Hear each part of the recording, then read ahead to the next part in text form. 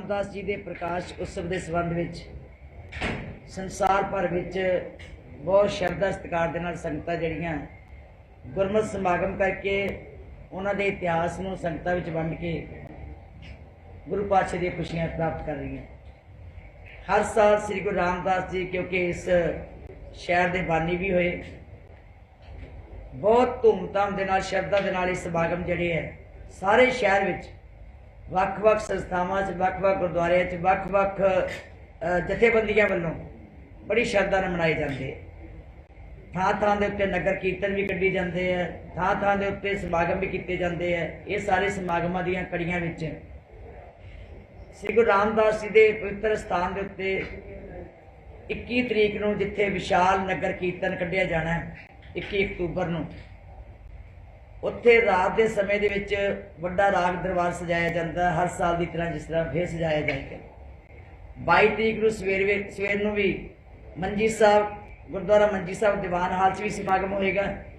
तो इस तरह धन गुरु रामदास जी के पवित्र स्थान श्री दरबार साहब विखे भी ये जो लाइव प्रोग्राम चलते रहने, जलौ भी सजे जाने, हर जो परंपरावां के अनुसार जो चलता है वो समागम किए जाने। ਲੱਖਾਂ की गिनती संगतां पहला भी आ रही तो उस दिन भी आउणगियां। उन्हां दी आओ भगत विच वध तो वध सेवा च जुटीए, ये मेरी सारी संगत नूं जिथे स्नेवर बेनती है। उत्ते प्रबंधकां नूं भी समय समय दे नाल हदायत भी जारी की जाती भी कोई ऐसी कमी ना रह जाए जिहड़ी संगत की आओ भगत विच सानूं बाद विच महसूस होवे। सो उहदे संबंध विच धन गुरु रामदास जी के इस दिहाड़े नूं मनाउण विच होर भी वड्डियां तैयारियां कीतियां गईयां। जिद्दां पहला भाषण मुकाबले कराए, कवितावां मुकाबले कराए, गुरमत दीयां सारियां जिहड़ियां सीगियां भाषण प्रतियोगितावां वो कराईयां गईयां 24 तरीक तो लैके 31 तरीक तक, ना 24 सितंबर तो लैके 24 सितंबर तो लैके 7 अक्तूबर तक ये सारे समागम चले। सो इस तरीके दे नाल असीं होर भी इन्हां दी याद विच गुरुद्वारा तरन साहब एक वड्डी बिल्डिंग पहला दी बनाई गई है। उस स्थान के उत्ते श्री गुरु रामदास जी के नाम के उत्ते हॉस्पिटल जिहड़ा वो चालू किया जा रहा है। जिहड़ी बिल्डिंग तैयार है उस बिल्डिंग के विच जिहड़ा हस्पताल है वो शुरू किया जाएगा। वो तैयारियां चल रही हैं। गुरुद्वारा वीर बाबा बुढ़ा साहब जिहड़ा उत्थे भी उदों ही उन्हां दिनां दे विच ही असीं हस्पताल भावें साडा चल रहा सी पर उहदे च बहुत कमी सी, बहुत घाटा सन। वो तकरीबन बंद होने के किनारे सी।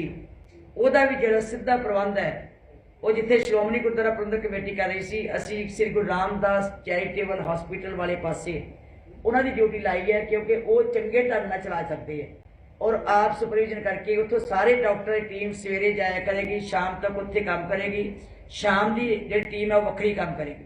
सो उस हस्पतालों दोवां नूं श्री गुरु रामदास जी के इस पवित्र दिहाड़े नाल जोड़ के असीं नवें सिरे तो उन्हां हस्पताल की सेवा जिहड़ी है चालू कर रहे हैं। इसी तरह जलंधर दे विच जलंधर च जिन्हों के जलंधर नूं पंजाब का दिल किया जाता है, एक बहुत ही जिहड़ा विस्तृत जां बड़ा विकास किया जिस शहर ने, उस शहर दे विच मेरा ख्याल है कि बड़ी महंगियां थावां बड़ियां कीमती थावां उत्थे प्राप्त होंदी है ते बड़े हस्पताल भी बड़े है, कॉलेज भी बड़े है, बड़ा एडवांस जिहड़ा शहर है। उस शहर दे विच एक गुरमुख प्यारे ने सरदार जोगिंदर सिंह जी जिन्हें 26 कनाल जगह सानू जिहड़ी है डोनेट की है free of cost. 26 kanal donate की, उत्थे असीं सुपर स्पैशलिटी जिहड़ा हॉस्पिटल है वो शुरू करन जा रहे हैं। रजिस्ट्री हो चुकी है, इंतकाल हो चुका है, वह असीं निशानदेही करा रहे हैं और 2 हफ्तियां दे विच ही उसका जिहड़ा नींह पत्थर रखा जाएगा। जिहड़ा संगतां विच उत्थे चाह सी कि सानूं इत्थे हॉस्पिटल तैयार करके दिता जाए, एक गुरमत दा नाल ही केंद्र खोलिया जाए जिथे असीं गुरमत की पढ़ाई करा सकीए, उस परिवार की इच्छा सी। सो मैं समझदी हां कि वो जगह जिहड़ी है तकरीबन 2 करोड़ 1 एकड़ के हिसाब दे नाल है ते 3.5 एकड़ तो वध जगह जिहड़ी है वो सानूं प्राप्त हुई है ते उहदे विच भी असीं यही तैयार कर रहे हैं। सो धन गुरु रामदास दी खुशियां लैण लई ये नवें प्रोजैक्ट भी जिहड़े है इन्हां दिहाड़ियां विच असीं शुरू करन जा रहे हैं, जिहदे नाल गुरु रामदास कृपा करे कि सारियां संगतां नूं बख्शां जिथे बाकी नाम दियां देणियां सुख देने हैं, जिथे अपनियां दातां बख्शणियां हैं, उत्थे गुरु रामदास जी कृपा कर नाम बाणी नाल भी जोड़न ते नाल तंदुरुस्ती वास्ते जिस तरह गुरु हरकृष्ण साहब जी ने बहुत वड्डियां सेवावां कीतियां सन, जिस तरह धन गुरु अर्जन देव जी ने बहुत वड्डियां सेवावां कीतियां सन, वो सेवावां भी असीं नाल जोड़ लगे।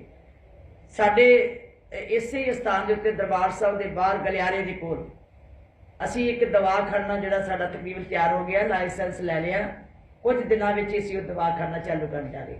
सो ये सारियां सेवावां जिहड़ियां ये गुरु रामदास जी के इस प्रकाश उत्सव में संबंधित करके ये शुरू किए जाएंगे। तुहानूं असीं क्योंकि सारियां नूं इस दा सहयोग देने वास्ते कहा जाता है, सारी संगत नूं मेरी तुहानूं भी बेनती है, इस सदा मेरे वालों तुहानूं सारियां नूं सुनिया है कि तुसीं सारे इन्हां कामां विच सहयोग दिओ, क्योंकि तुहाडे वल्लों जिहड़ा प्रचार किया जाना है, तुहाडे वल्लों जिहड़ा प्रचार प्रसार जाता है, वो संगतां विच वड्डा सुनेहा हो जाता है। असीं ते एक बारी कह दांगे, तुसीं कई बारी अपनियां कलमां दे नाल, अपनियां बोलां दे नाल, जिथे जर्नलिस्ट बैठदे है, जिथे कोई तुहाडीआं महफिलां सजदियां, जिथे तुहाडीआं कोई विचार वटांदरा हुंदा है, ਉਹਦੇ ਵਿੱਚ ਤੁਸੀਂ ਜਦੋਂ ਵਾਰ-ਵਾਰ ਗੱਲ ਕਰੋਗੇ ਉਹਦੇ ਨਾਲ ਇਸ ਸਾਰੇ ਪ੍ਰੋਗਰਾਮਾਂ ਦਾ ਵੇਰਵਾ ਜਿਹੜਾ ਉਹ ਬਹੁਤ ਵੱਡੀ ਗਿਣਤੀ 'ਚ ਛਾ ਜਾਂਦਾ। ਮੈਂ ਸਮਝਦੀ ਹਾਂ ਕਿ ਤੁਹਾਡੇ ਸਾਨੂੰ ਬਹੁਤ ਸਹਿਯੋਗ ਦੀ ਲੋੜ ਹੈ, ਸਾਥ ਵੀ ਦਿਓ, ਸਹਿਯੋਗ ਵੀ ਦਿਓ, ਸੰਗਤਾਂ ਵਿੱਚ ਪੁਰਜ਼ੋਰ ਇਹ ਸੁਨੇਹਾ ਪੋਜ਼ਿਟਿਵ ਚਲਾ ਜਾਵੇ, ਇਹ ਵੀ ਸਾਡੇ ਸਹਿਯੋਗੀ ਬਣੋ। ਧੰਨ ਗੁਰੂ ਰਾਮਦਾਸ ਜੀ ਦੇ ਪਵਿੱਤਰ ਸਥਾਨ ਦੇ ਤੋਂ ਇਸੇ ਵਰੇ ਦੇ ਵਿੱਚ ਧੰਨ ਸ੍ਰੀ ਗੁਰੂ ਤੇਗ ਬਹਾਦਰ ਸਾਹਿਬ ਦੇ 400 ਸਾਲਾ ਜੋ ਮਨਾਇਆ ਜਾ ਰਿਹਾ ਹੈ, ਉਹਦੇ ਸੰਬੰਧ ਵਿੱਚ ਜੋ ਸ਼੍ਰੋਮਣੀ ਗੁਰਦੁਆਰਾ ਪ੍ਰਬੰਧਕ ਕਮੇਟੀ 100 ਸਾਲ ਤੋਂ ਪ੍ਰਚਾਰ ਪ੍ਰਸਾਰ ਕਰਦੀ ਆ ਰਹੀ ਹੈ ਗੁਰਮਤਿ ਦਾ ਸਿਧਾਂਤਕ ਤੌਰ ਤੇ ਪਹਿਰੇਦਾਰੀ ਵਾਸਤੇ, ਉਹਦੇ ਵਾਸਤੇ ਇਹ 100 ਸਾਲ 400 ਸਾਲਾਂ ਨੂੰ ਮਨਾਉਂਦਿਆਂ ਹੋਇਆਂ ਬਹੁਤ ਵੱਡੀ ਵਹੀਰ ਜਿਹੜੀ ਬਣਾ ਕੇ ਪਹਿਲਾਂ ਕੱਲੇ ਕੱਲੇ ਪ੍ਰਚਾਰਕ ਹਰ ਪਿੰਡਾਂ 'ਚ ਜਾਂਦੇ ਸਨ, ਅਸੀਂ ਉਹਦੀ ਨਵੇਂ ਢੰਗ ਦੇ ਨਾਲ ਜਿਹੜੀ ਹੈ ਸੋਚ ਬਦਲੀ, ਨਵੇਂ ਢੰਗ ਨਾਲ ਵਿਉਂਤਬੰਦੀ ਕੀਤੀ ਕਿ ਅਸੀਂ ਇੱਕ ਪਿੰਡ ਨੂੰ ਫੜਦੇ ਹਾਂ ਜਾਂ ਇੱਕ ਹੈੱਡਕੁਆਟਰ ਬਣਾਏ ਹੈ, ਉਹਨਾਂ ਦੇ ਵਿੱਚ 3-4 ਟੀਮਾਂ ਲੱਗੀਆਂ ਹੋਈਆਂ, ਉਹ ਜਿਸ ਪਿੰਡ 'ਚ ਜਾਂਦੀਆਂ ਉਸ ਪਿੰਡ ਵਿੱਚ ਜਾ ਕੇ ਪਹਿਲਾਂ ਘਰ ਘਰ ਜਾ ਕੇ ਉਹ ਜਿਹੜਾ ਧਾਰਮਿਕ ਤੌਰ ਦੇ ਉੱਤੇ ਜਾਂ ਸਾਡਾ ਇਤਿਹਾਸਕ ਹੈਗਾ ਪ੍ਰਕਾਸ਼ਨਾਂ ਨੇ ਜੋ ਸਾਡੇ ਪੈਂਫਲੇਟ ਹੈ ਉਹ ਵੰਡੇ ਜਾਂਦੇ ਆ। ਫਿਰ ਉਸ ਘਰ ਘਰ 'ਚ ਸੁਨੇਹਾ ਦਿੱਤਾ ਜਾਂਦਾ ਵੀ ਇਸ ਗੁਰਦੁਆਰਾ ਸਾਹਿਬ 'ਚ ਬੱਚਿਆਂ ਨੂੰ ਵੀ ਲੈ ਕੇ ਆਓ, ਆਪ ਵੀ ਆਓ, ਤੇ ਬਾਣੀ ਕੰਠ ਕਰਾਉਣ ਦਾ ਜਿਹੜਾ ਸਿਲਸਿਲਾ ਸ਼ੁਰੂ ਕੀਤਾ। सब तो पहला जपजी साहब कंठ होवे, मुढ़ला इतिहास साडा साडे गुरु साहब जी का 4 साहिबजादियां दा नाम, 5 प्यारियां दे नाम, 10 गुरु साहिबानां दे नाम, इस तरह सिख रहत मर्यादा, इस तरह दी जिहड़ी मुढ़लियां चीज़ां हन जिहड़ियां हर सिख नूं याद करनियां बहुत जरूरी है, कंठ करनियां बहुत जरूरी है। ਉਹਦੇ संबंध विच हर घर 'ਚ जा के पहला सुनेहा दिता जाता, फिर उन्होंने गुरुद्वारे 'ਚ एक गुरुद्वारे 'ਚ 7 दिन लगातार साडी टीम लाउंदी है, नाल उत्थों का जिहड़ा ग्रंथी जां उत्थों का दागी जां उत्थों का प्रचारक है उन्होंने नाल लैके असीं फिर वो जो उस तो बाद दूजे पिंड जाना हुंदा, समागम 7 दिनां कंप्लीट करके फिर वो ड्यूटी ला के जाती है कि हुण तुसीं बाकी जिहड़ी है बाणी तुसीं कंठ कराउणी जांदे सी जदों, ते लोग कहिंदे सीगे कि समा नहीं साडे कोल दे नाल सहयोग होण करके अमृत वेले भी पूरा इकट्ठ हुंदा ते शाम के दीवान 'च भी पूरा इकट्ठ हुंदा, दुपहरे क्लास लगदी है ਉਹਦੇ 'ਚ ਵੀ बड़ी ਵੱਡੀ ਗਿਣਤੀ 'ਚ ਆਉਂਦੇ, फिर विचों एक क्लास स्कूल में जाके लाई जाती है, कॉलेज में ला के लाई जाती है। और मैं मान कर सकती है कि जो लंबी हल्के शुरू किया तो सब तो पहला सरदार प्रकाश बादल साहब के घर भी गए कि असीं जी पानी कंठ कराने वास्ते आए हैं, कृपा करो, कहते मैनू भी दोगे इतिहास दी किताबां, उन्होंने लैके सिर नूं अपने मत्थे नूं लाइयां, तो शुक्र है बड़ी खुशी हुई है। तो उन्होंने उस वेले अपने प्रिंसीपलों नूं फोन किया कि क्लासां स्कूल में जरूर लवा, और स्कूलों के इन्नियां कामयाब हो रही बच्चों दी क्लासां कि हज़ारां की गिनती च बच्चे जिहड़े इस वेले जपजी साहब का पाठ जिहड़ा कंठ कर रहे। सो ये एक क्योंकि जपजी साहब जो शुद्ध आ गया, जो ओहदी संथ्या शुद्ध हो गई तो मेरा ख्याल है सारे गुरु ग्रंथ साहिब की संथ्या जिहड़ी है शुद्ध करने की चाह पैदा होगा। साडे कोल गुरुद्वारा आलमगीर जिहड़े 800 प्राणियां नूं असीं गुरु ग्रंथ साहिब की शुद्ध जिहड़ी है संथ्या करवा चुके, उन्हां दा भी असीं समागम कर रहे हैं। 5000 बच्चे ने अज तक जड़ा ये तो वध ही हो गया, 5000 तो वध बच्चे ने बाणी कंठ कर ली है जपजी साहब की।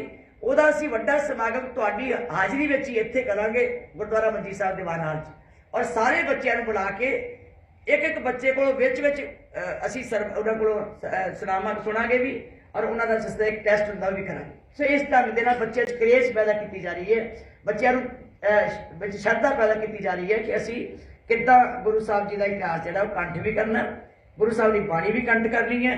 ਤੇ ਉਹ ਸਾਰੀਆਂ ਚੀਜ਼ਾਂ ਨੂੰ ਕੋਈ ਉਹ ਸਾਰੀਆਂ ਚੀਜ਼ਾਂ ਜਿਹੜੀਆਂ ਅੱਜ ਨਵੇਂ ਢੰਗ ਨਾਲ ਚਲਾਈਆਂ ਜਾ ਰਹੀਆਂ। ਸੋ ਜਿਸ ਤਰ੍ਹਾਂ ਮੈਨੂੰ ਹੁਣੇ ਯਾਦ ਕਰਾਇਆ, ਮੈਨੂੰ ਹੁਣੇ ਮੈਂ ਸਾਡੇ ਢਾਡੀ ਜਥੇ ਜਿਹੜੇ ਸੀ ਕੁਝ ਅਧੂਰੇ ਸੀ 26 ਕੁ ਜਥੇ, ਉਹਨਾਂ ਦੇ ਵਿੱਚ 26 ਨਵੇਂ ਢਾਡੀਆਂ ਨੂੰ ਅਸੀਂ ਹੁਣੇ ਲੈਟਰ ਦੇ ਕੇ ਹਟੇ, ਅਪਾਇੰਟ ਕਰਕੇ ਹਟੇ। ਸਹਾਇਕ ਜਿਹੜੇ ਉਹਨਾਂ ਦੇ ਢਾਡੀਆਂ ਦੇ ਸਹਾਇਕ ਸਨ ਜਾਂ ਕੋਈ ਤੀਜਾ ਸਾਥੀ ਚੌਥਾ ਸਾਥੀ ਜਿਹੜਾ ਸੀਗਾ ਉਹ ਕਮੀ ਸੀ, ਉਹ ਪੂਰੇ ਕੀਤੇ, ਉਹਦਾ ਟੈਸਟ ਲਏ ਗਏ। ਹੁਣੇ ਅਸੀਂ ਉਹਨਾਂ ਨੂੰ ਆਰਡਰ ਜਾਰੀ ਕੀਤੇ ਤਾਂ ਜੋ ਪ੍ਰਚਾਰ ਵਾਸਤੇ ਜਾ ਰਹੇ ਢਾਡੀ ਜਿਹੜੇ ਇਨਕੰਪਲੀਟ ਨਾ ਹੋਣ, ਉਹਦਾ ਜਥਾ ਪੂਰਾ ਹੋਵੇ, ਉਹ ਜਾ ਕੇ ਉੱਥੇ ਆਪਣੀ ਡਿਊਟੀ ਚੰਗੀ ਤਰ੍ਹਾਂ ਨਿਭਾ ਸਕਣ। ਸੋ ਇਹ ਜਿਹੜੀਆਂ ਅੱਜ ਦੀਆਂ ਕੁਝ ਤੁਹਾਡਾ ਵਿਚਾਰਾਂ ਸਾਂਝੀਆਂ ਕਰਨੀਆਂ ਸਨ। ਬਾਕੀ ਜਿਹੜੀਆਂ ਤੁਸੀਂ ਕੋਈ ਗੱਲ ਕਰਨੀ ਹੋਈ ਤੇ ਮੈਂ ਰੂਟ ਬਣਾ ਕੇ ਬਾਹਰ ਲੱਗਾ ਹੋਇਆ ਜੀ, ਗੇਟਾਂ ਦੇ ਉੱਤੇ ਬਾਹਰ ਲਾਇਆ, ਕਿਉਂਕਿ ਲੰਬਾ ਰੂਟ ਹੈ ਇੱਥੋਂ ਚੱਲ ਕੇ ਜਿਹੜਾ ਨਹੀਂ ਉਹ ਬਾਹਰ ਜੀ ਘਿਓ ਮੰਡੀ ਤੋਂ ਜਿੱਥੇ ਬਾਹਰ ਨਹੀਂ ਜਾਂਦੇ ਬਾਹਰਲੇ ਗੇਟਾਂ ਦੇ, ਉਹ ਰੱਖਿਆ ਜੀ ਪੁਰਾਣੇ ਸ਼ਹਿਰ ਦੇ ਦੁਆਲੇ ਦੁਆਲੇ। ਬਾਕੀ ਸਰਕਾਰ ਦੇ ਨੁਮਾਇੰਦੇ ਸੱਦੇ ਸੀ, ਉਹਨਾਂ ਨੂੰ ਕਹਿ ਦਿੱਤਾ ਕਿ ਸਰਕਾਰੀ ਬਿਲਡਿੰਗਾਂ ਨੂੰ ਤੁਸੀਂ ਰੁਸ਼ਨਾਉਣਾ। ਅਸੀਂ ਜਿੰਨੇ ਵੀ ਸਾਡੇ ਕੋਲ ਰਸਤੇ ਹੋਣਗੇ, ਜਿੰਨੇ ਵੱਧ ਤੋਂ ਵੱਧ ਰੋਸ਼ਨੀ ਕਰਕੇ ਜਗਮਗਾਉਣ ਵਾਸਤੇ, ਕਿ ਗੁਰੂ ਰਾਮਦਾਸ ਜੀ ਦਾ ਘਰ ਹੈ, ਉਹਦੇ ਇਹ ਤੋਂ ਵੱਡਾ ਚਾਅ ਸਾਡੇ ਵਾਸਤੇ ਕੋਈ ਨਹੀਂ ਹੁੰਦਾ। ਖਾਸ ਕਰਕੇ ਅੰਮ੍ਰਿਤਸਰ ਦੀ ਸੰਗਤ ਵਾਸਤੇ ਤੇ ਗੁਰੂ ਰਾਮਦਾਸ ਜੀ ਦੇ ਇਸ ਪ੍ਰਕਾਸ਼ ਦਿਹਾੜੇ ਨੂੰ ਮਨਾਉਣ ਵਾਸਤੇ ਮੇਰਾ ਖਿਆਲ ਹੈ ਕਿ ਜਿੰਨੇ ਵੀ ਇਹ ਚਾਅ ਪੂਰੇ ਕਰ ਲੈਣ ਉਹਨੇ ਥੋੜੇ ਹੁੰਦੇ ਆ। ਇਸ 에어ਪੋਰਟ ਅਥਾਰਟੀ ਤੇ ਰੇਲਵੇ ਸਟੇਸ਼ਨ ਵਗੈਰਾ ਖਾਲਸਾ ਕਾਲਜ ਸਾਰੇ ਚਲੋ ਸਰਕਾਰੀ ਜਿੰਨੇ ਵੀ 에어ਪੋਰਟ ਅਥਾਰਟੀ ਹੈ ਜਾਂ ਰੇਲਵੇ ਸਟੇਸ਼ਨ ਵਾਲੇ ਹੈ ਜਾਂ ਬਾਕੀ ਇੰਪਰੂਵਮੈਂਟ ਟਰਸਟ ਹੈ, ਉਹ ਸਾਰਿਆਂ ਨੂੰ ਬੁਲਾ ਕੇ ਕਹਿ ਦਿੱਤਾ, ਉਹ ਸਾਰੇ ਆਪਣੀ ਉਹਨਾਂ ਨੂੰ ਸਜਾਉਣਗੇ, ਬਾਕੀ ਅਸੀਂ ਸਾਰੀ ਡਿਊਟੀ ਕਰਾਂਗੇ। ਇਹ ਗੱਲ ਹੈਗੀ ਹੈ ਕਿ ਧਰਮਸ਼ਾਲਾ ਪ੍ਰੋਗਰਾਮ ਦੀ ਗੱਲ ਕਰ ਰਹੇ ਤਾਂ ਸਰਕਾਰ ਦੀ ਗੱਲ ਕਰ ਰਹੇ, ਤੁਹਾਡੇ ਆਈਟੀ ਵਿੰਗ ਦੇ ਉੱਤੇ 3-4 ਦਿਨ ਤੋਂ ਲਗਾਤਾਰ ਚੱਲ ਰਹੇ ਆ ਕਿ ਜਿਹੜੇ ਈਸਾਈ ਹੈ, ਈਸਾਈ ਧਰਮ ਦਾ ਪ੍ਰਚਾਰ ਜਾਂ ਜਿਹੜਾ ਸਿੱਖੀ ਨੂੰ ਪ੍ਰਭਾਵਿਤ ਕਰ ਰਹੇ ਆ, ਉਹਨਾਂ ਦਾ ਮੁਕਾਬਲਾ ਕਰਨ ਲਈ ਵਿਸ਼ੇਸ਼ ਮੁਹਿੰਮ ਜਾ ਰਹੀ ਹੈ। ਤਰੀ ਕਿਸ ਤਰ੍ਹਾਂ ਦੇਖੋ, ਨਹੀਂ ਮੈਂ ਇਹਦਾ ਜਵਾਬ ਦੇਣੀ ਕੁਝ ਮੈਂ ਸਮਝ ਗਈ, ਜਿਹੜੀ ਇਹ ਖਬਰ ਵੀ ਲੱਗੀ ਹੈ। ਸਵਾਲ ਸਿਰਫ ਇੰਨਾ ਕੁ ਹੈ ਕਿ ਸਾਡੇ ਕੋਲ ਪਹਿਲਾਂ ਅਸੀਂ ਕੀਤਾ ਨਕਲੀ ਨਿਰੰਕਾਰੀਆਂ ਦਾ ਮੁਕਾਬਲਾ, ਸਾਡੇ ਕੋਲ ਕਿਤਾਬ ਸੀ ਨਕਲੀ ਨਿਰੰਕਾਰੀ, ਫਿਰ ਅਸੀਂ ਡੇਰਾ ਬਿਆਸ ਤੇ ਲਿਖਿਆ ਦੇਹਧਾਰੀ ਗੁਰੂ ਡੰਮ, ਸਾਡੀਆਂ ਕਿਤਾਬਾਂ ਸਨ।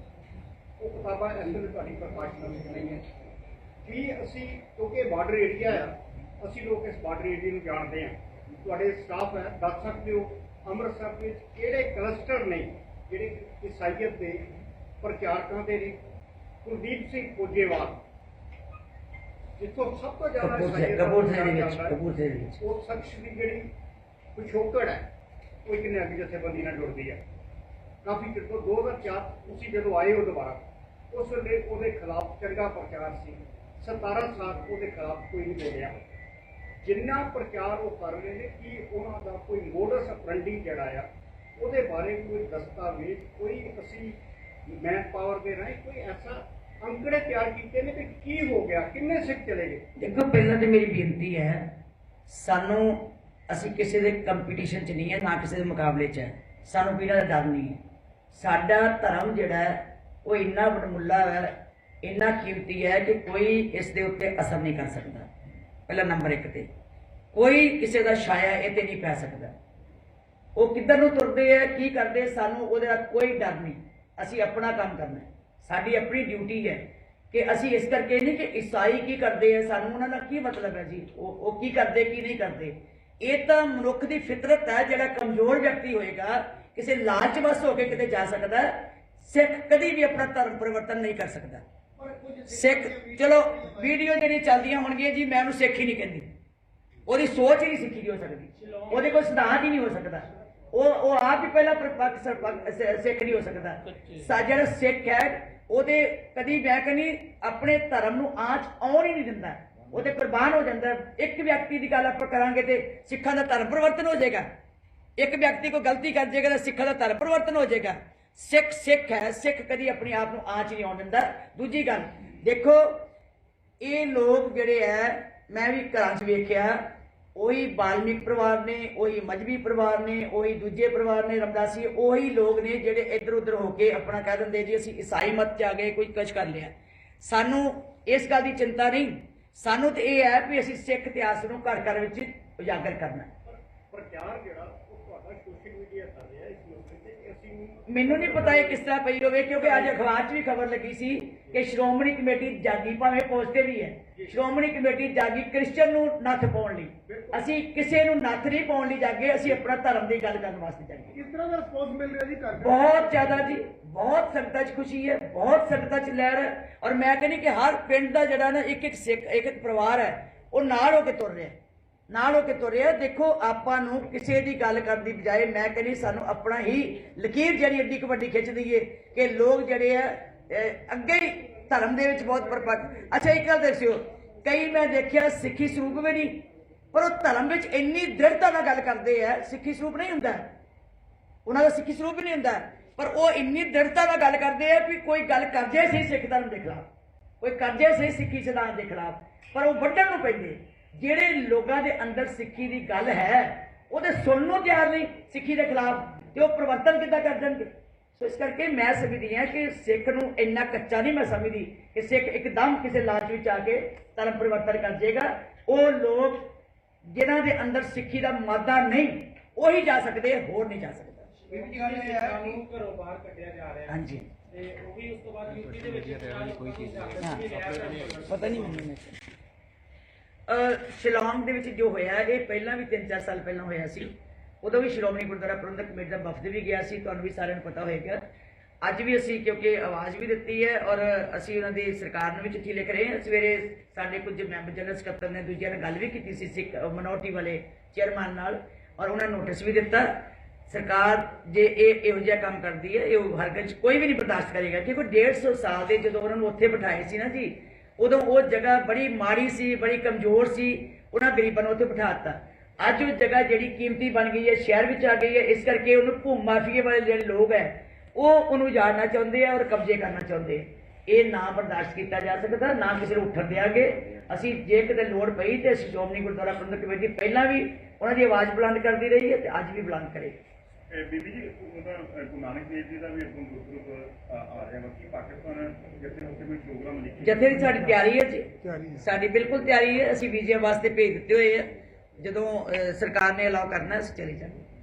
ਇਹ ਗੱਲ ਹੈਗੀ ਹੈ ਪ੍ਰੋਗਰਾਮ ਤੇ ਜੀ ਸਾਡਾ ਛਪਿਆ ਹੋਇਆ ਸਾਰਾ। 21 ਤਰੀਕ ਨੂੰ ਵੈਸੇ ਤੇ ਸਾਰੇ ਪ੍ਰੋਗਰਾਮ ਚੱਲ ਰਹੇ ਆ। 24 ਸਤੰਬਰ ਤੋਂ ਲੈ ਕੇ 7 ਅਕਤੂਬਰ ਤੱਕ ਹੋਏ ਸੀਗੇ ਮੁਕਾਬਲੇ।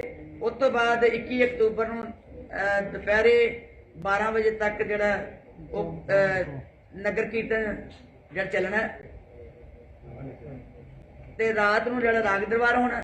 22 ਤਰੀਕ ਨੂੰ ਸਵੇਰੇ ਮੰਜੀ ਸਾਹਿਬ ਗੁਰਦੁਆਰਾ ਦੀਵਾਨ ਹਾਲ ਦੇ ਵਿੱਚ ਪ੍ਰੋਗਰਾਮ ਹੋਣਾ, ਤੇ ਇਸੇ ਤਰ੍ਹਾਂ ਪ੍ਰੋਗਰਾਮ ਜਿਹੜੇ ਬਾਕੀ ਚੱਲਦੇ ਰਹਿਣਗੇ। ਬਾਕੀ ਮੈਂ ਦੱਸਿਆ ਕਿ 2-3 ਹਸਪਤਾਲ ਹੈ ਉਹ ਧੰਨ ਸ੍ਰੀ ਗੁਰੂ ਰਾਮਦਾਸ ਜੀ ਦੇ ਨਾਂ ਦੇ ਉੱਤੇ ਸ਼ੁਰੂ ਕੀਤੇ ਜਾ ਰਹੇ ਆ, ਜਿਹੜੇ ਕਿ ਇਸੇ ਮਹੀਨੇ 'ਚ ਅਕਤੂਬਰ ਤੇ ਨਵੰਬਰ ਦੇ ਮਹੀਨੇ 'ਚ ਚਾਲੂ ਕੀਤੇ ਜਾਣ।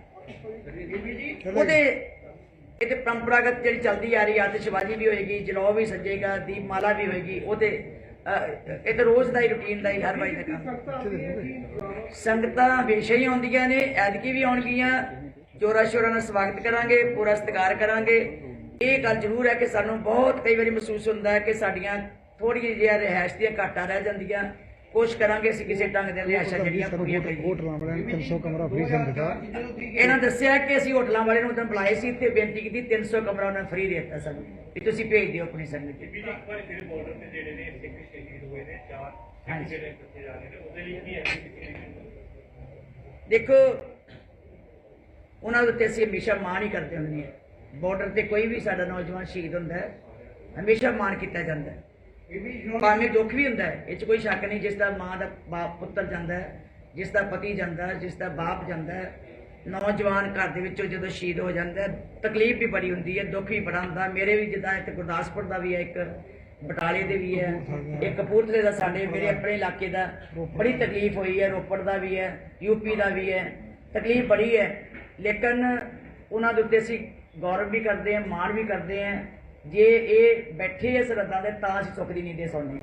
ਤੇ ਇਸ ਕਰਕੇ ਸ਼੍ਰੋਮਣੀ ਗੁਰਦੁਆਰਾ ਪ੍ਰਬੰਧਕ ਕਮੇਟੀ ਦੀ ਸਾਡੀ 19 ਤਰੀਕ ਨੂੰ ਮੀਟਿੰਗ ਹੈ, ਉਹਦੇ 'ਚ ਅਸੀਂ ਫੈਸਲਾ ਕਰਾਂਗੇ। ਬੀਬੀ ਜੀ, ਗੁਰੂ ਰਾਮਦਾਸ ਦੇ ਵਾਸਤੇ ਪਹਿਲਾਂ 2004 ਦੀ ਕਹੀਂ ਪਤਾ ਪਾਇਆ ਸੀਗਾ ਜਿਹੜੀ ਅਕਾਲੀ ਪਾਰਟੀ ਨੇ ਜਗ੍ਹਾ ਤੇ ਸਲਾਮਾਂ ਬਣਾਉਣੀਆਂ ਸੀਗੀਆਂ, ਉਹ ਪ੍ਰੋਜੈਕਟ ਕਿੱਥੇ ਕਰਦੇ?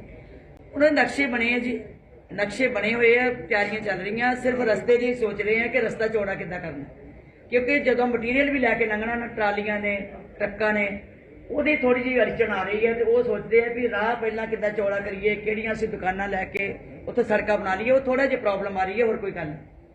ਦੂਜੀ ਗੱਲ ਹੈ ਕਿ 239 ਸਾਲ ਦਾ ਸਮਾਂ ਲੱਗਾ ਸੀ ਇਹ ਸੁੱਕੀ ਸੂਰ ਬਣਾਉਣ ਤੇ ਮਾਰੇ ਜੋ ਪਾਣੀ ਦਾ ਹਾਲ ਹੈ।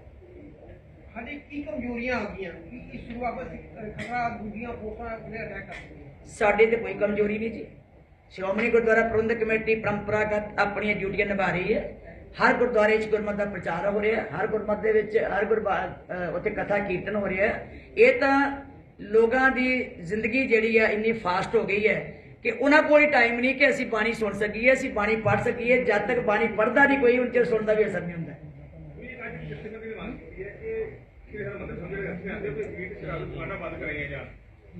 ਦੇਖੋ ਸ੍ਰੀ ਹਰਿਮੰਦਰ ਸਾਹਿਬ ਤੁਹਾਨੂੰ ਹੀ ਪਤਾ ਹੋਣਾ, ਪਹਿਲੇ ਹੀ ਇਹਨੂੰ ਤਾਂ ਪਵਿੱਤਰ ਸ਼ਹਿਰ ਦਾ ਦਰਜਾ ਦਿੱਤਾ ਹੋਇਆ। ਇਹ ਤਾਂ ਹੁਣ ਲੋਕਾਂ ਦੀ ਵੀ ਜਿਹੜਾ ਸਾਡਾ ਪ੍ਰਸ਼ਾਸਨ ਹੈ ਉਹਨਾਂ ਦੀ ਡਿਊਟੀ ਬਣਦੀ ਹੈ ਕਿ ਇਹਨਾਂ ਨੂੰ ਚੁਕਾਇਆ ਜਾਵੇ, ਇਹਨਾਂ ਨੂੰ ਬੰਦ ਕੀਤਾ ਜਾਵੇ। ਅਸੀਂ ਹੁਣ ਦੇਖੋ ਰੇਹੜੀਆਂ ਨੇ ਇੱਥੇ ਬੁਲਾ ਕੇ ਪ੍ਰਸ਼ਾਸਨ ਨੂੰ ਕਿਹਾ ਕਿ ਸਾਰਾ ਸਮਾਨ ਚੁਕਾਓ, ਇੱਥੋਂ ਚੁਕਾ ਦਿੱਤਾ। ਪਰ ਜਦੋਂ ਅਸੀਂ ਚੁਕਾ ਕੇ ਵਿਹਲਾ ਕਰਾਉਂਦੇ ਹਾਂ ਫਿਰ ਦੁਬਾਰਾ ਆ ਕੇ ਲੱਗ ਜਾਂਦਾ ਕੋਈ ਨਾ ਕੋਈ। ਅਸੀਂ ਰੋਜ਼ ਲੜਾਈਆਂ ਹੀ ਲੈਂਦੇ ਰਹੀਦਾ ਕਿ ਇੱਥੋਂ ਖਾਲੀ ਕੀਤਾ ਜਾਵੇ। ਸੋ ਇਹ ਚੀਜ਼ਾਂ ਜਿਹੜੀਆਂ ਇਹ ਪ੍ਰਸ਼ਾਸਨ ਨੇ ਕਰਨੀਆਂ ਹੁੰਦੀਆਂ। ਸ਼੍ਰੋਮਣੀ ਗੁਰਦੁਆਰਾ ਪ੍ਰਬੰਧਕ ਕਮੇਟੀ ਦੇ ਮੁਲਾਜ਼ਮ ਜਾ ਕੇ ਕਿਸੇ ਨਾਲ ਧੱਕਾ ਕਰ ਸਕਦੇ ਆ, ਨਾ ਕਿਸੇ ਨਾਲ ਲੜਾਈ ਕਰ ਸਕਦੇ। ਇਹੀ ਅਸੀਂ ਕਿਹਾ ਜੀ, ਡੀਸੀ ਨੂੰ ਬੁਲਾ ਕੇ, ਇੰਪਰੂਵਮੈਂਟ ਟਰਸਟ ਦਾ ਕਮਿਸ਼ਨਰ ਬੁਲਾ ਕੇ, ਦੂਜੇ ਸਾਰੇ ਆਏ ਸੀ, ਮੇਅਰ ਸਾਹਿਬ ਆਏ ਸੀ। ਉਹਨਾਂ ਨੂੰ ਇਹ ਕਿਹਾ ਵੀ ਗਲਿਆਰੇ ਦੇ ਦੁਆਲੇ ਕੋਈ ਵੀ ਰੇਹੜੀ ਨਹੀਂ ਲੱਗਣੀ ਚਾਹੀਦੀ, ਕੋਈ ਵੀ ਇੱਥੇ ਦੁਕਾਨ ਨਹੀਂ ਲੱਗਣੀ ਚਾਹੀਦੀ। ਔਰ ਤੁਸੀਂ ਦੇਖਿਆ ਵੀ ਹੈ, ਮੇਰੇ ਖਿਆਲ ਇੱਥੋਂ ਚੁਕਾਈਆਂ ਵੀ ਹੈ। ਫਿਰ ਛੋਟੀਆਂ ਗੋਲ ਗੱਪਿਆਂ ਵਾਲੀਆਂ ਰੇਹੜੀਆਂ ਇਹੋ ਜਿਹੀਆਂ ਆ ਜਾਂਦੀਆਂ। ਅਸੀਂ ਕਿਉਂਕਿ ਮੈਂ ਵੀ ਆਪਣੇ ਮੁਲਾਜ਼ਮਾਂ ਦੀ ਡਿਊਟੀ ਲਾਈ ਵੀ ਮੈਨੇਜਰ ਦੀ ਕਿ ਤੁਸੀਂ ਘੁੰਮਦੇ ਰਹੋ, ਤੇ ਨਾਲ ਪ੍ਰਸ਼ਾਸਨ ਨੂੰ ਕਿਹਾ। ਪਰ ਦੁੱਖ ਦੀ ਗੱਲ ਹੈ ਉਹ ਕਰਾ ਕੇ ਚਲੇ ਜਾਂਦੇ, ਮੁੜ ਕੇ ਲੱਭਦੇ ਨਹੀਂ।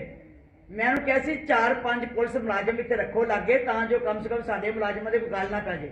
ਹੁੰਦਾ ਹੀ ਹੈ ਜੀ, ਜੇ ਅਸੀਂ ਕਿਸੇ ਨੂੰ ਮਾੜਾ ਜਿਹਾ, ਤੁਹਾਡੇ ਵਰਗੇ ਜਿਹੜੇ ਹੁੰਦੇ ਮੀਡੀਆ ਵਾਲੇ, ਉਹ ਵੀ ਜੇ ਅਸੀਂ ਕਿਸੇ ਨੂੰ ਝਿੜਕ ਮਾਰ ਦਈਏ, ਕਿਸੇ ਨੂੰ ਅਸੀਂ ਕੋਈ ਧੱਕਾ ਕਹਿ ਦਈਏ ਵੀ ਚੱਕ ਲੈ ਇੱਥੋਂ, ਉਸੇ ਵੇਲੇ ਲੱਗ ਜਾਂਦਾ। ਦੇਖੋ ਜੀ ਸ਼੍ਰੋਮਣੀ ਕਮੇਟੀ ਦੇ ਮੁਲਾਜ਼ਮ ਕਿੱਦਾਂ ਕੁੱਟਦੇ ਪਏ ਆ ਜੀ। ਅਸੀਂ ਤਾਂ ਤੁਹਾਡੇ ਤੋਂ ਡਰਦੇ ਵੀ ਕਈ ਗੱਲਾਂ ਨਹੀਂ ਕਰਦੇ। ਨਹੀਂ ਤੇ ਸ਼੍ਰੋਮਣੀ ਕਮੇਟੀ ਜੇ ਚਾਹਵੇ ਨਾ, ਜੇ ਚਾਹਵੇ, ਮੈਂ ਤਾਂ ਸੱਚੀ ਦੱਸ ਦਿੰਦੀ, ਰਾਤੋਂ ਰਾਤ ਸਾਰਾ ਕੁਝ ਆਲੇ ਦੁਆਲੇ ਸਾਫ਼ ਕਰ ਸਕਦੀ। ਪਰ ਅਸੀਂ ਤੁਹਾਡੇ ਤੋਂ ਡਰਦੇ ਨਹੀਂ ਕਹਿੰਦੇ ਕਿਸੇ ਨੂੰ ਕੁਝ। ਕੋਰੋਨਾ ਮਹਾਮਾਰੀ ਤੋਂ ਬਾਅਦ ਡੇਂਗੂ ਦਾ ਪ੍ਰਕੋਪ ਫੈਲ ਰਿਹਾ ਹੈ। ਸ਼੍ਰੋਮਣੀ ਕਮੇਟੀ ਦੇ ਹਸਪਤਾਲਾਂ ਤੋਂ ਖਾਸ ਪ੍ਰਬੰਧ ਕੀਤੇ ਗਏ 10 ਵੱਡੇ ਮੈਗਾ ਜਿਹੜੇ ਹੈ ਨਾ ਜੀ, ਉਹ ਲੱਗ ਰਹੇ ਮੈਡੀਕਲ ਕੈਂਪ ਗੁਰੂ ਰਾਮਦਾਸ ਜੀ ਦੇ ਇਸ ਪ੍ਰਕਾਸ਼ ਦਿਹਾੜੇ ਨੂੰ ਸੰਬੰਧ ਕਰਕੇ। ਇਸ ਤੋਂ ਵੀ ਵੱਧ ਜਿੱਥੇ ਜਿੱਥੇ ਕੋਈ ਕਹਿ ਰਹੇ ਸੀ ਲਾ ਰਹੇ, ਉਹਦੇ 'ਚ ਸਾਰਾ ਕੁਝ ਅਸੀਂ ਕਰ ਰਹੇ ਹਾਂ ਕਿ ਜਿਹਨੂੰ ਕੋਈ ਬੁਖਾਰ ਹੋਇਆ ਉਹਨੂੰ ਹੀ ਅਸੀਂ ਲਿਜਾ ਕੇ ਆਪਣੀ ਉਹਦੇ 'ਚ ਐਂਬੂਲੈਂਸ 'ਚ ਗੱਡੀਆਂ 'ਚ ਉੱਥੇ ਉਹਦਾ ਇਲਾਜ ਕਰ ਰਹੇ ਹਾਂ। ਡੇਂਗੂ ਦਾ ਟੈਸਟ ਵੀ ਕਰ ਰਹੇ ਹਾਂ, ਔਰ ਜੇ ਸੈੱਲ ਕੱਢਦੇ ਉਹਦਾ ਵੀ ਇਲਾਜ ਕਰ ਰਹੇ। ਸੋ ਮੇਰੀ ਬੇਨਤੀ ਹੈ ਸਾਰਿਆਂ ਨੂੰ ਵੀ ਕੋਈ ਵੀ ਵਿਅਕਤੀ ਜਿਹਨੂੰ ਕੋਈ ਮਹਿਸੂਸ ਹੁੰਦਾ ਹੋਵੇ ਗੁਰੂ ਰਾਮਦਾਸ ਦੇ ਹਸਪਤਾਲ 'ਚ ਪਹੁੰਚੇ, ਉੱਥੇ ਤੋਂ ਉਹਨਾਂ ਦਾ ਬਕਾਇਦਾ ਇਲਾਜ ਕੀਤਾ ਜਾਏਗਾ, ਬਕਾਇਦਾ ਟੈਸਟਿੰਗ ਕੀਤੀ ਜਾਏਗੀ। ਕਿਉਂਕਿ ਮੇਰੇ ਖਿਆਲ ਜਿਹੜੇ ਟੈਸਟ ਕਰਨੇ ਹੁੰਦੇ ਨਾ, ਜਿਹੜੇ ਸੈੱਲ ਕੱਢਦੇ ਆ, ਉਹ ਘੱਟ ਮਸ਼ੀਨਾਂ ਹੁੰਦੀਆਂ, ਬਹੁਤ ਘੱਟ। ਇੱਥੇ ਵੀ ਅੰਮ੍ਰਿਤਸਰ ਵੀ ਸ਼ਾਇਦ ਘੱਟ ਹੋਣ, ਕੋਈ 2-4 ਹੋ ਸਕਦੀਆਂ ਨੇ, ਬਹੁਤੀਆਂ ਨਹੀਂ। ਇਸ ਕਰਕੇ ਜਦੋਂ ਲੈਬ ਦੇ ਵਿੱਚੋਂ ਅਸੀਂ ਸੈਂਪਲ ਲੈ ਕੇ ਘੰਟੇ ਬਾਅਦ ਪਹੁੰਚਦਾ ਨਾ ਕੋਈ, ਮੰਨ ਲਓ ਕਿ ਮੇਰੇ ਇਲਾਕੇ 'ਚੋਂ ਜਲੰਧਰ ਜਾਣਾ ਹੋਵੇ ਤੇ 1 ਘੰਟੇ 'ਚ ਉਹ ਕਹਿੰਦੇ ਜੀ ਲੱਖ ਘੱਟ ਹੈ ਨਾ ਜੀ, ਲੱਖ ਹੋਵੇ ਸੈੱਲ ਕਿਸੇ ਦਾ, ਤੇ ਉੱਥੇ ਤੱਕ 70,000 ਆ ਜਾਂਦਾ। ਸੋ ਇਸ ਕਰਕੇ ਉਹਦਾ 1 ਘੰਟੇ 'ਚ ਹੀ ਫਰਕ ਪੈ ਜਾਂਦਾ। ਇਹਨੂੰ 20 ਮਿੰਟ ਦੇ ਵਿੱਚ ਹੀ ਚੈੱਕ ਕਰਨਾ ਹੁੰਦਾ, 20 ਮਿੰਟ ਦੀ ਟੈਸਟ ਕਰਨਾ ਹੁੰਦਾ।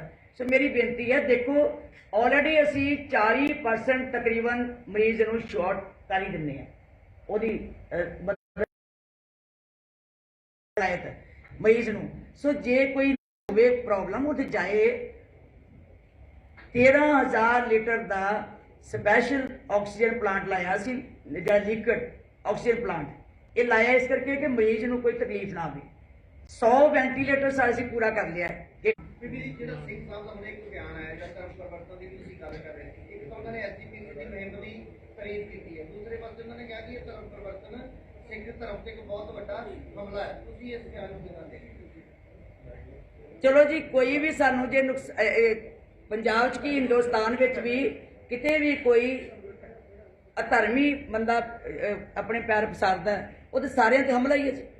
ਇਕੱਲੇ ਸਿੱਖ ਧਰਮ ਤੇ ਨਹੀਂ, ਸਾਡੀ ਸੋਚ ਤੇ, ਸਾਡੇ ਪਹਿਰਾਵੇ ਤੇ ਜਦੋਂ ਕੋਈ ਹਮਲਾ ਹੁੰਦਾ, ਉਹ ਚਿੰਤਾ ਤੇ ਹੁੰਦੀ ਹੀ ਹੈ, ਹਰ ਇੱਕ ਨੂੰ ਕਰਨੀ ਚਾਹੀਦੀ। ਪਰ ਸ਼੍ਰੋਮਣੀ ਗੁਰਦੁਆਰਾ ਹੈ, ਹਰ ਇੱਕ ਨੂੰ ਕਰਨੀ ਚਾਹੀਦੀ। ਪਰ ਸ਼੍ਰੋਮਣੀ ਗੁਰਦੁਆਰਾ ਪ੍ਰਬੰਧਕ ਕਮੇਟੀ ਆਪਣਾ ਕਾਰਜ ਕਰਦੀ ਜਾ ਰਹੀ। ਘੱਟ ਗਿਣਤੀਆਂ ਦੀ ਅਸੀਂ ਮਦਈ ਹਾਂ, ਭਾਵੇਂ ਕੋਈ ਵੀ ਹੋਵੇ। ਦੇਖੋ ਕਿਸੇ ਨੂੰ ਅਸੀਂ ਰੋਕ ਨਹੀਂ ਸਕਦੇ ਆਪਣੇ ਧਰਮ ਦਾ ਪ੍ਰਸਾਰ ਕਰਨ ਲਈ।